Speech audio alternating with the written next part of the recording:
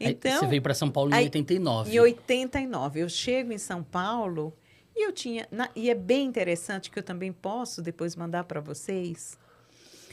Eu vim em julho de 89. Em março, sai uma matéria na Folha de São Paulo falando sobre as UTIs do estado de São Paulo.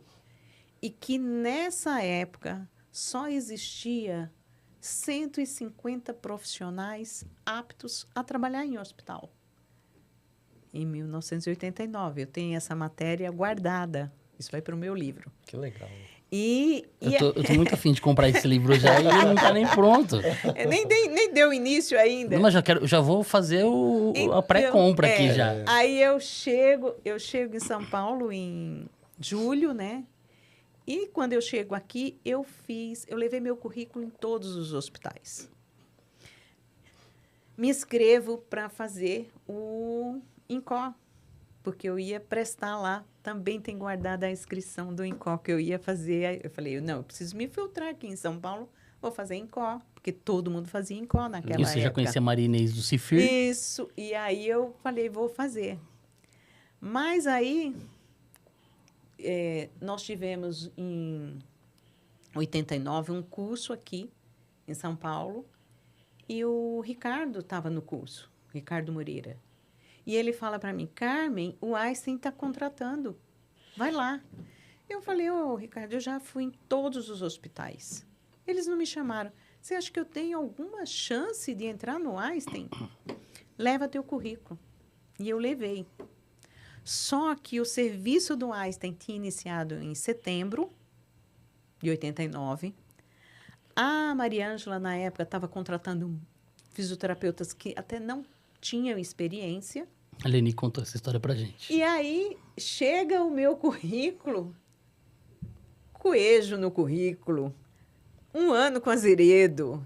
2 anos Moreira. 2 anos de experiência. Não, quando ela leu a história do o meu currículo chegou, assim, com uma semana que eu tinha deixado, e foi bem interessante. Naquela época, ter um telefone era coisa do outro mundo. Eu não tinha telefone.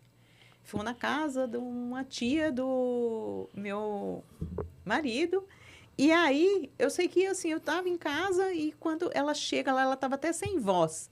E ela chega lá e fala assim, o Einstein está te chamando, você tem que ir para lá amanhã. Tal hora tem entrevista. E eu corri, né? Chamou o Uber? Imagina, 2 ônibus para chegar. Você morava onde? Eu morava na Pompeia. Nossa. Aí da mas Pompeia eu estava lá. Pro Morumbi. É um rolezinho. Não, eu estava lá pronta.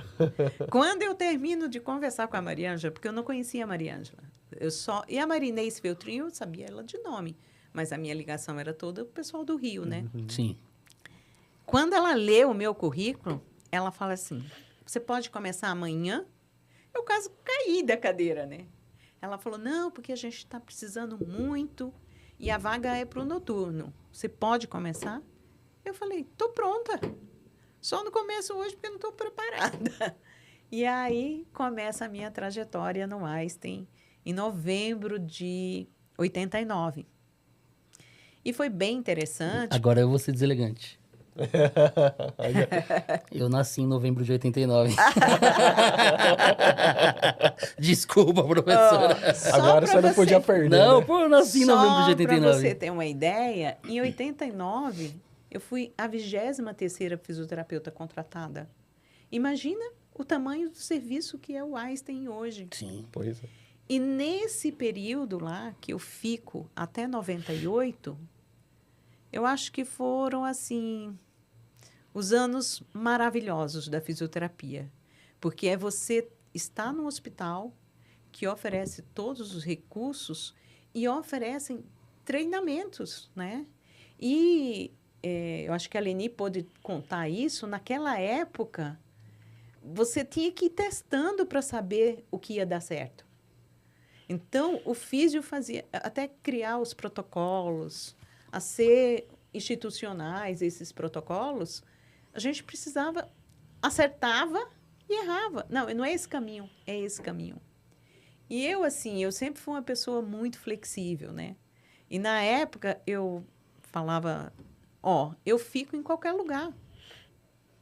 Por 2 anos eu fiquei de cobertura, foi a melhor coisa da minha vida, porque um dia eu estava na pediatria, outro dia eu estava na SEMI, outro dia eu estava na UTI. E é um crescimento você ter essa flexibilidade. E foram os anos maravilhosos da minha profissão. E nesse período, eu tenho muitos amigos dessa época. Eu até brinco quando eu encontro com eles, né? Porque eu digo, DRT de 4 dígitos são poucos, né? O meu DRT era 9511. Hoje, é 70 mil. Né? É uma coisa assim... O Einstein é uma cidade hoje. E esses profissionais, tipo... Eu não quero falar, né? Porque todos são meus amigos dessa época. E eu mantenho vínculo com eles, né? E foi isso, assim, manter. Porque eu acho que, assim, em qualquer segmento que você passe, você precisa criar laços. E esses laços, quando eles são fortes, eles permanecem, né? Eu até brinco com a Lê. Eu falo, Lê, é tão interessante, né? Porque nessa história toda, 35 anos, e depois você vê, se você for no CEFI, tá sempre eu e a Leni no CEFI. É a dupla. A gente tá sempre lá.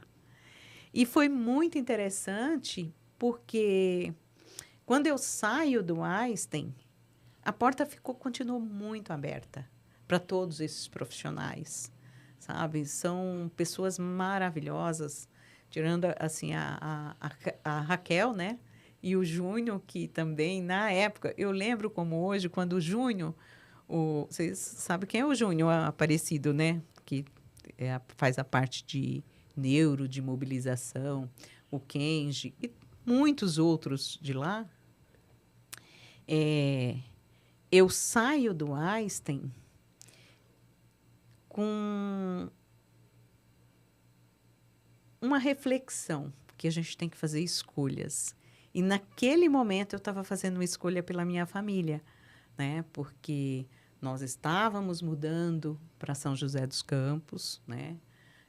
Na época, o meu marido ele montou uma empresa em São José e aí nós tínhamos que fazer essa opção. Eu já tinha um filho pequeno e ainda, quando eu saí do Einstein, eu ainda permaneci 3 anos indo e voltando fazendo plantão. Mas aí veio o segundo filho, que é a minha filha, né? Quando ela chega, aí eu falei, o ciclo do Einstein vai fechar. E foi bem interessante na minha despedida, né? Naquela época, a gente se comunicava por e-mail, né? A comunicação era o e-mail. E eu deixei um e-mail para os fisioterapeutas e eu falo assim, a vida é um processo. Evoluímos cada dia. Fecho a página do Einstein, entro para uma nova história. Sai a fisioterapeuta e fica a amiga. E eu deixei isso para eles, né? Mas que meio bonito, né? Eu teria guardado... Galera, muito obrigado por assistir. Não esquece de deixar o seu like e de se inscrever aqui no nosso canal. Calma aí, não acabou. Não esquece que toda segunda-feira, às 20 horas, tem episódio inédito do Passando Plantão Podcast. Então, corre lá e vem assistir com a gente ao vivo.